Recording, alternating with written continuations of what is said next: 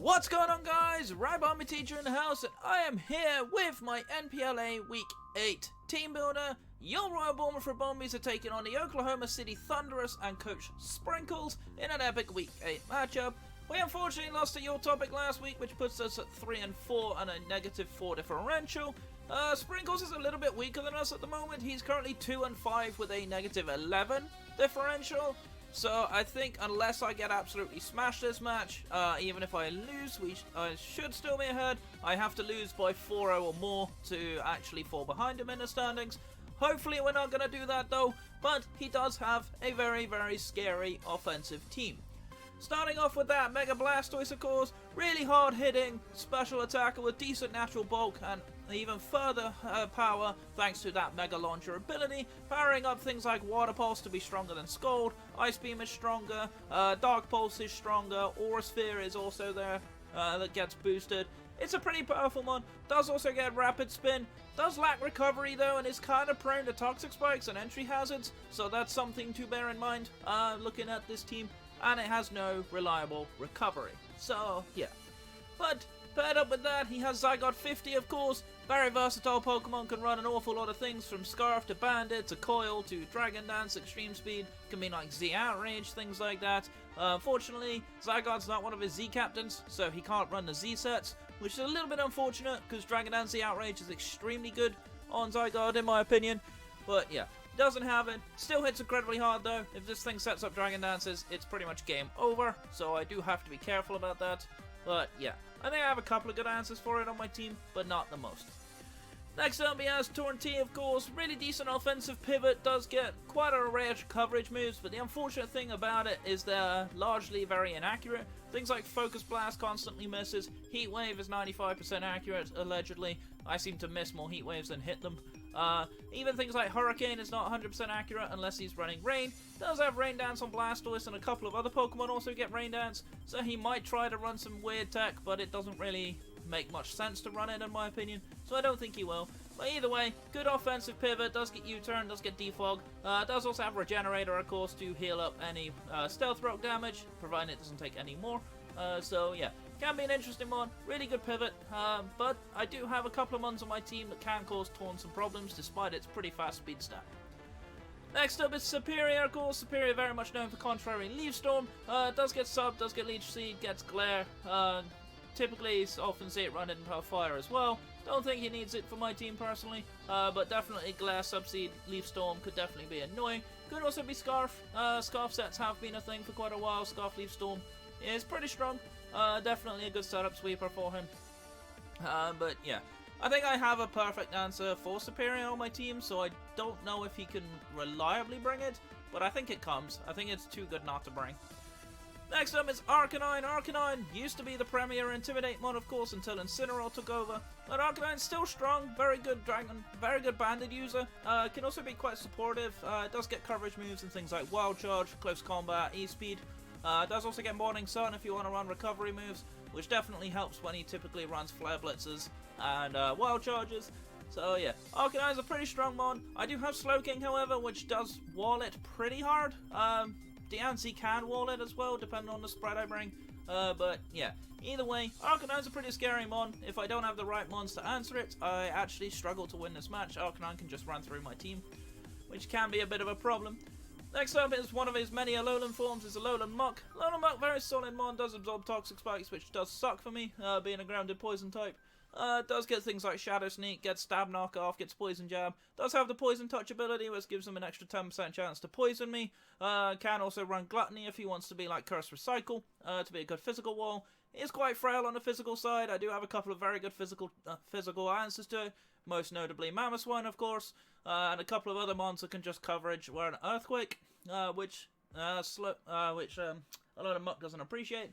So yeah, definitely a good mod, I think. I think it comes. I think it's too good not to bring. It's a good Pursuit Trapper as well, so I think he has a good chance to bring it.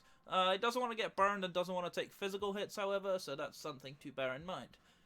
Next up, he has My Baby, of course. I seem to be facing Ribombee an awful lot recently. Ribombee, of course, typically most people run it as a Sash lead set to get up Sticky Webs. I don't think Sticky Webs is that good against my team. I do have generally a relatively slow team, so I don't think he really needs webs, but he can still run Sash Quiver Dance and 3 attacks, which is pretty scary. He can even run Specs, can be Scarf, can definitely run a lot of things. It's not a Z, unfortunately, for him, so that does suck for him.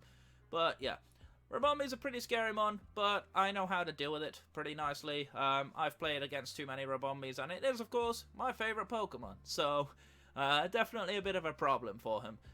Next up is Ambipom, kind of one-dimensional. Typically it runs Silk Scarf with Skill Link, but it only really has Tail Slap that it can take advantage of with that. It does get Fake Out, of course. It's an okay mon. I do have Chandelure, which really does shut it down pretty comfortably. I do have other mons that can actually hit it pretty hard. Mega Gallade hits it pretty hard, as does Primeape even. So there's a lot of different mons I have on my team that kind of counter Ambipom, so I don't think Ambipom really has that good a chance of coming. But I won't be surprised if he tries any shenanigans on me. London Raichu is next. Now, this one's kind of an interesting one to me. It is his other Z user. It's worth noting that Arcanine is also his other Z captain. He could run things like Z Electric Terrain, which could be a thing if he doesn't think I bring Tapu Koko. Because he's got a know that I know about the Surge Surfer ability on the Alolan Raichu. So he's going to probably expect me not to bring Koko, so he might have to run Z Electric Terrain, which would be annoying. But again, things like Mamoswine beats it, a lot of special coverage, things like special ground coverage, like Earth Power Hydreigon beats it, Earth Power on Diancie can also beat it. So I do have a good few checks to it. Alolan Raichu doesn't necessarily hit through Gallade if I'm running Knockoff either, so that's something else to bear in mind. I think it's quite situational. He could bring it, but I'm not 100% convinced he does. I think if he's relying on me bringing Tapu Koko, so he doesn't have to run Z Electric Terrain, then yeah, I wouldn't be surprised if he didn't bring it. But yeah, spoiler alert, I may not be bringing Koko this game. Next up is Alolan Doggy, one I don't know too much about. I know it gets Rocks, I know it gets Sucker Punch for priority. Pretty solid mon, pretty fast. It does have a weird typing though, in Ground Steel. Not the best typing in the world. But yeah, I think it has a chance to come. I'm not completely sure it comes. I do have a Slowking which can take it on pretty well. Mamoswine can also take it on pretty well, so not sure. I could bring it as a Diancie answer, I guess, but that's risky. Because I can Earth Power it on the Switch. So yeah, not sure. Alolan Doggy's a good mon though, so I'm not 100% convinced it comes. And last but by no means least is a mon that I absolutely despise in singles, Hitmontop. I think it's complete trash. Yes, it's got Intimidate, Fake Out, and it's got multiple priority moves, but it doesn't do a lot of damage. It's not particularly strong. Pretty much all it does is Rapid Spin, so I'm not convinced he can afford to bring it. He does have better hazard removal on his team in the form of Rabombi and Torn, and Mega Blastoise. I think even Superior gets Defog, so I don't think he's really going to want to bring Hitmontop. Plus, I have things like Koko, Slowking, Mega Gallade, all beats it pretty comfortably. So yeah, I think Hitmontop has a terrible matchup, so I don't think he can afford to bring it. So, let's look at my team, shall we? So, Pokemon number 1, you might be able to guess it on my screen based on the moves, etc. is going to be Princess Diancie making a return. Running a mixed bulky set. This is basically designed to sponge hits from whatever he wants to go for. Rocks is obviously important for it. It puts less pressure on Mamoswine if I choose to bring it, of course. Stealth Rock, Diamond Storm, Moonblast, Earth Power hits the majority of his team. The only thing this doesn't hit too hard is the Mega Blastoise. I can hit everything else pretty hard in general, so I'm not too concerned. I have other answers for Mega Blastoise on my team, so I'm not too concerned about it not being able to handle that. But yeah, pretty strong mon. Its main job, set up rocks just to be a pain. Do a bit of damage here and there. 4 switches if I can, get it into things that it can check reliably. So yeah, I think it's a good mon this week. I think it's better than Tapu Koko as my fairy type of choice. Yes, it's slower. Yes, Koko is generally very fast, but I don't want that electric terrain up to give that Alolan Raichu a chance to be good in this game. So we're not bringing it. Next up is going to be Transall the Hydreigon, of course, named after my good friend, the coach of the Hectic Hydreigons in the GPL. Running Scarf, I know, I seem to run Scarf Hydreigon quite a lot, but it's very strong in this match. Flash Cannon, Earth Power, Flamethrower hits the majority of his team. U-turn just to pivot out, as I didn't feel the need for Defog. For some reason. I don't remember why I don't have defog on this. I might actually change this to have defog. I'll have a look in a second when I look at the rest of my team. I think I might need to change U-turn to defog, but yeah. Either way, this is going to be the main set for me. Just to pivot out, just to dish a lot of damage out. He doesn't have the huge amounts of entry hazards on his team aside from webs and stealth rock, so could be annoying, but I think I might just change this to defog just to be on the safe side. But yeah, other than that, pretty much a standard Hydreigon, pretty much standard Scarf. This will allow me to get rid of entry hazards, be able to deal with them correctly. So yeah, hopefully we can put Hydreigon to good use, and hopefully it can put in a bit of work for us this week. I haven't really used Hydreigon since I picked it up, so now is a good time to use it. Next up is gonna be Tusker the Mammoth Swine. Brought it every week with slightly different sets. This week we're actually bringing Icicle Crash because I didn't really need anything else. Ice Shout for priority, of course, Knockoff to get rid of items. Earthquake hits a lot of his team pretty hard except Torn, and Icicle Crash hits the Torn, so I can hit his team pretty hard here. If I can get rid of some items, that would be extremely nice. This thing can potentially put in work if I can get it switched in safely. Do need to watch out for that Arcanine switch, however my next pick is perfectly okay for that. But yeah, this thing can take out the Alolan Muck, can put a bit of work in on the Rabombi if I break its hash. It can definitely cause problems for the Alolan Doggy and the Raichu.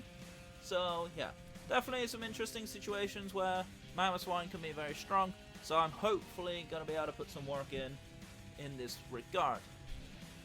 Next up is going to be Slowking, of course. The King of Dopiness is back. Running Assault Vest as usual, fully physically defensive. This is designed to check Arcanine mostly. Can also put in a little bit of work against the Alolan Muck.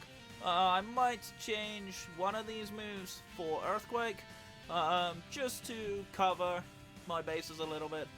Because I'm slower than everything on his team, actually I'm just going to do that, probably. What do I actually need? Scold's pretty good if I can get some burns off. Psychic is fine, maybe? I mean, it only really hits the Hitmontop, so I can probably get rid of Psychic. So I'm going to replace Psychic with Earthquake, and then I'm just going to change this nature to, what's it? Which one is it? I think it's Relaxed I need, right? Yeah, Relaxed. So this will allow me to tank pretty much any hit. Earthquake will deal with the Alolan Muck a little bit better than the rest of my moves can. That'll probably catch him out because he may not expect me to run Earthquake. But yeah, given the fact that Alolan Muck is in a really good switch in to Slowking, Earthquake will catch it out pretty nicely.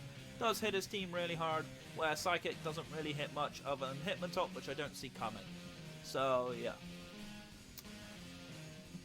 Let's see, next up is going to be the other new boy to my team. Garbodor, of course, literal trash, one of my heroes from GPL Season 0. I haven't really used it very well this season, unfortunately, which is a bit of a shame. But yeah.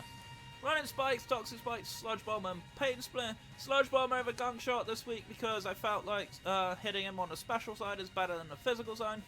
Garbodor's job's mainly to come in, sponge a hit, get Spikes up, get some Toxic Spikes up as well. If I can get some Toxic on that Superior, that would be nice. This set is walled a little bit by Alolan Muck, which does suck, but I can hit quite a bit of his team, so I'm not too concerned. Particularly when things like the Alolan Doggy may come, but I can switch out on that, and I can go into things like Slowking or Mammoth Swine, or even Hydreigon to take on the Alolan Doggy, so I'm not that concerned. And last but by no means least is going to be Blade Runner, the Mega Gallade. Running a standard bulk up set, nothing too complicated. Bulk up Drain Punch, knock off Ice Punch. If I can get a couple of bulks up, Drain Punch actually does a number on this Blastoise. Ice Punch mostly there for Zygarde and the Torn, of course. Knock off, it's the pretty much gets rid of any item. There's not really anything that really could afford to lose their item. Ice Punch is just generally really strong coverage against his team. So, yeah, that's pretty much going to be my team. Nothing too complicated. This is going to be the last time I have this team, because next week in the NPLA, we are drafting a new team for the final 4 games. So, yeah, hopefully we're going to have a good one this week. I need it after my poor performance last week. So, yeah, I'm going to get on out of here. My name is Rabombi Teacher. I'm your coach of the Royal Bomber for Bombies. Stay safe, stay awesome. I'll see you guys next time. Take care.